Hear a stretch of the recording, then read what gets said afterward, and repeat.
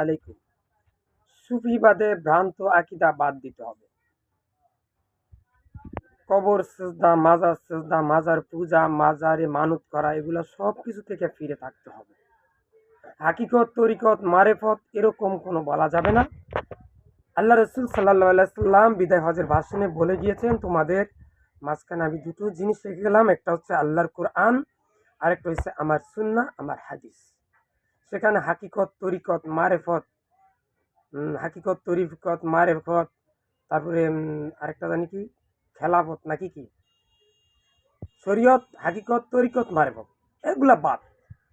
কোরআন ও হাদিসের মতো চলবো, এর বাইরে কোনো পথ নাই। মুমিনদের করবে আল্লাহর আরশ, নাউজুবিল্লাহ। এটা কেন বলবো? আর রহমান আলাল আরশিস তাওয়া, কোরআনের আয়াত আছে।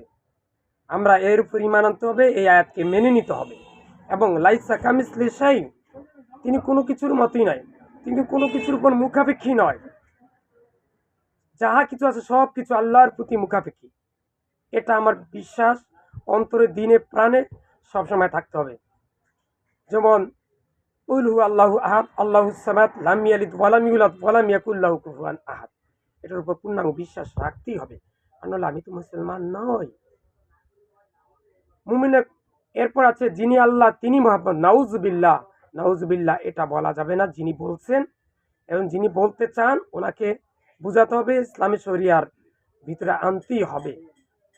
আল্লাহ পাক তাকে যেন হেদায়েত দান করেন। এরপরও যদি তিনি এরকম কথা বলেন, তাহলে ওনার সাথে আমাদের কোনো রিলেশন নাই, কোনো সম্পর্ক নাই। উনি আমাদের দল থেকে, রাসূল সাল্লাল্লাহু আলাইহি ওয়াসাল্লাম দল থেকে তিনি বাহির হয়ে গেলেন।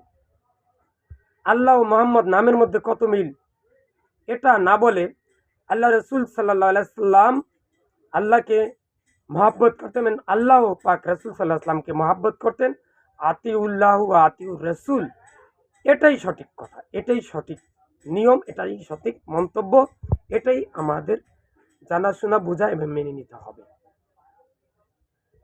যেখানে আল্লাহ আছে সেখানে মোহাম্মদের নামটা সাথে সাথে লিখতে হবে না, এরকম লা ইলাহা ইল্লাল্লাহ মুহাম্মাদুর রাসূলুল্লাহ কালেমা যখন পড়বো তখন এভাবে পড়বো, আর জিকির যখন করবো তখন লা ইলাহা ইল্লাল্লাহ বলে জিকির করবো। আমার ভিডিওটা বেশি বেশি শেয়ার করবেন। ইয়া আল্লাহ, আমি সহ পৃথিবীর সকল মুসলিম উম্মাহকে তুমি শিরক, বেদাত, কুফরি, গীবত এবং কবিরা গুনাহ মুক্ত রেখে মৃত্যুর সময় মুখে লা ইলাহা ইল্লাল্লাহ পড়ে যেন আমরা মৃত্যুবরণ করতে পারি, সেই তৌফিক দান করো। আল্লাহ ফিলিস্তিনের স্বাধীনতা দান করো। ইসরায়েল রাষ্ট্রকে তুমি হেদায়েত করো। ইসরায়েল দেশের পুরো মানুষকে তুমি হেদায়েত করো। যদি ইহুদিদেরকে তুমি হেদায়েত না করো, তাহলে পৃথিবী থেকে তাদেরকে ধ্বংস করে দাও। যারা মুসলমানদের উপর অত্যাচার নির্যাতন করে তাদেরকে হেদায়েত করো। হেদায়েত তাদের ভাগ্যে না থাকলে তাদেরকে ধ্বংস করে দাও। ভিডিওটা বেশি বেশি করে শেয়ার করেন। আসসালামু আলাইকুম।